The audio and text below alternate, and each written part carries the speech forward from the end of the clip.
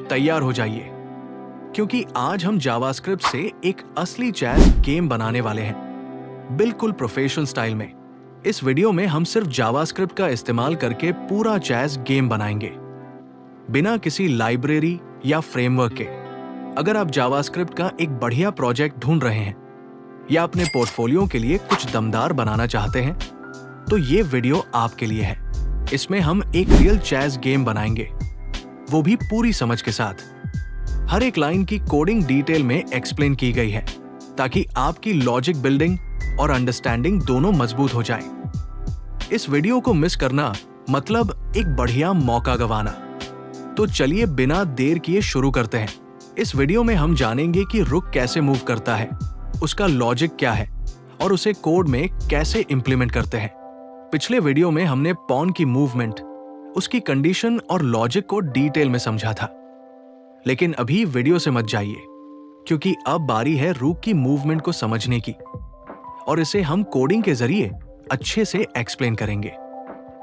सबसे पहले हमें एक पीसएलिमिनेट नाम का फंक्शन बनाना होगा, जो किसी पीसेस को हटाने का काम करेगा जब विरोधी का पीस उसे कैप्चर करे। इस फंक्शन में हम उस चेस बॉक्स की कोऑर्डिनेट्स पास करेंगे जहां कैप्चर होना है। फिर हम उन कोऑर्डिनेट्स की मदद से उस स्पेसिफिक चेस बॉक्स को सिलेक्ट करेंगे। इसके बाद एक कंडीशन लगाएंगे। अगर उस बॉक्स में कोई चाइल्ड एलिमेंट, मतलब कोई पीस मौजूद है, तो उसे रिमूव कर देंगे। अब हमें इस पीस एलिमिनेट फंक्शन को कॉल करना है। इसके लिए हम चेक करेंगे कि जिस चेस बॉक्स पर क्लिक किया गया है उसमें नेक्स्ट सिलेक्टेड क्लास हो और उसमें कोई चाइल्ड एलिमेंट, मतलब कोई पीस भी मौजूद हो। इसके लिए हमने पहले से एक कंडीशन बना रखी है। बस उसी कंडीशन के अंदर हम इस फंक्शन को कॉल करेंगे और उसे x और y की कोऑर्डिनेट्स पास करेंगे। अब हमें चेक करना है कि फंक्शन सही से काम कर रहा है। अरे, एक एरर आ गया, शायद पीस आईडी में गलती है। चलो उसे ठीक करते हैं। अब दोबारा ट्राई करते हैं। ठीक है, अब फंक्शन चल रहा है, लेकिन एक प्रॉब्लम है। कैप्चर के बाद भी नेक्स्ट सिलेक्टेड क्लास लग रही है, इसलिए हमें उस कंडीशन में एक रिटर्न लिखना होगा। अब सब सही से काम कर रहा है। सबसे पहले रुक 4 डायरेक्शन में मूव करता है, ऊपर, नीचे, दाएं और बाएं। जब रुक ऊपर या नीचे जाता है तो y एक्सिस वही रहती है, लेकिन x एक्सिस बदलती है। ऊपर जाने पर x एक्सिस कम होता है, नीचे जाने पर x एक्सिस बढ़ता है। जब रुक दाएं या बाएं जाता है तो x एक्सिस वही रहती है, लेकिन y एक्सिस बदलती है। दाएं जाने पर y एक्सिस बढ़ता है, बाएं जाने पर y एक्सिस कम होता है। तो अगर हम इसे नंबर से समझें, ऊपर 1 दाएं, 2 नीचे, 3 बाएं, 4 तो ऑड नंबर 1 और 3 में y एक्सिस फिक्स रहती है और x एक्सिस बदलती है। इवन नंबर 2 और 4 में x एक्सिस फिक्स रहती है और y एक्सिस बदलती है। रूक एक बार में ज्यादा से ज्यादा 8 स्टेप मूव कर सकता है।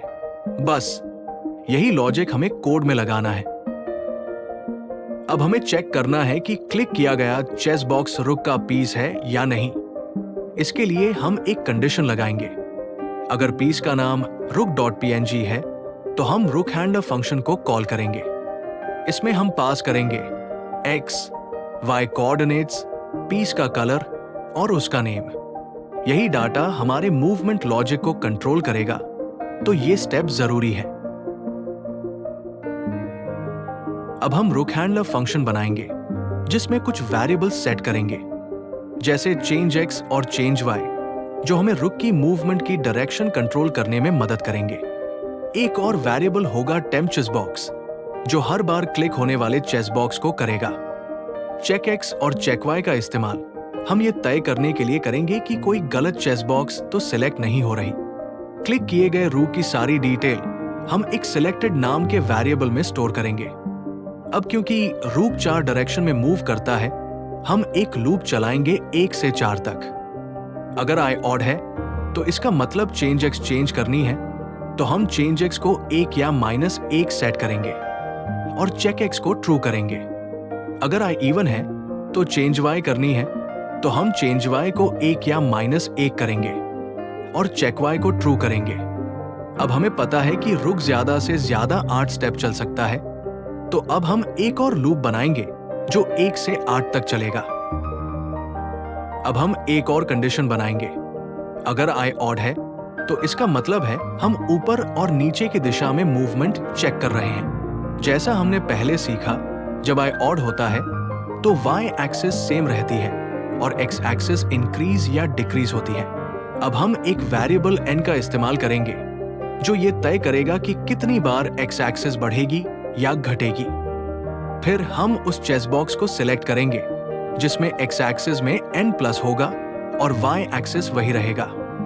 इसी चेस बॉक्स को हम टेम्प चेस बॉक्स में स्टोर करेंगे। अब हमें कंडीशन करनी है, अगर टेम्प चेस बॉक्स अनडिफाइंड नहीं है तो हम देखेंगे क्या उसमें कोई चाइल्ड एलिमेंट है, यानी कोई और पीस है। अगर वहां पीस है और उसका कलर रुक के कलर जैसा है तो इसका मतलब है सामने अपना ही पीस है। इसलिए हम चेक एक्स फॉल्स कर देंगे ताकि आगे की मूवमेंट उसी डायरेक्शन में ना हो।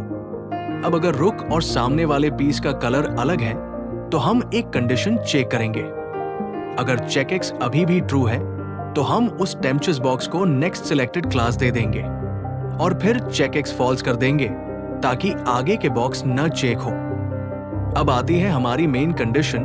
अगर चेक एक्स अभी भी ट्रू है, यानी रास्ते में कोई रुकावट नहीं है, तो हम उस चेस बॉक्स को नेक्स्ट सिलेक्टेड क्लास दे देंगे क्योंकि रुक वहां तक जा सकता है। अब हमें लेफ्ट और राइट मूवमेंट को भी हैंडल करना है। इसके लिए हम एक कंडीशन लिखेंगे। अगर आई इवन है तो इसका मतलब है मूवमेंट वाई एक्सिस पर होगा जबकि एक्स एक्सिस सेम रहेगा। बाकी का प्रोसेस पहले जैसा ही होगा, बस एक फर्क है। जहां भी पहले हमने चेंज एक्स और चेक एक्स यूज किया था, अब वहां चेंज वाई और चेक वाई का इस्तेमाल होगा। बाकी के सारे स्टेप्स बिल्कुल वैसे ही होंगे, जैसे चेक करना कि कोई पीस है या नहीं, कलर मैच करता है या नहीं, और फिर नेक्स्ट सिलेक्टेड क्लास देना। हमारे कोड में एक छोटा सा बग आ गया है। आपने देखा होगा कि पॉन रुक के ऊपर से चल रहा है, जो कि असल में नहीं होना चाहिए। इसको ठीक करना बहुत आसान है। हमें सिर्फ पॉन हैंडलर फंक्शन में 3 लाइन का छोटा सा चेंज करना है। बस एक कंडीशन जोड़नी है। अगर टेम्प चेस बॉक्स में कोई चाइल्ड एलिमेंट है तो सीधे रिटर्न कर दो, यानी पॉन वहां नहीं जा सकता। और यही चेंज हम ब्लैक पॉन के लिए भी करेंगे। बस इतना करने से ये बग सॉल्व हो जाएगा।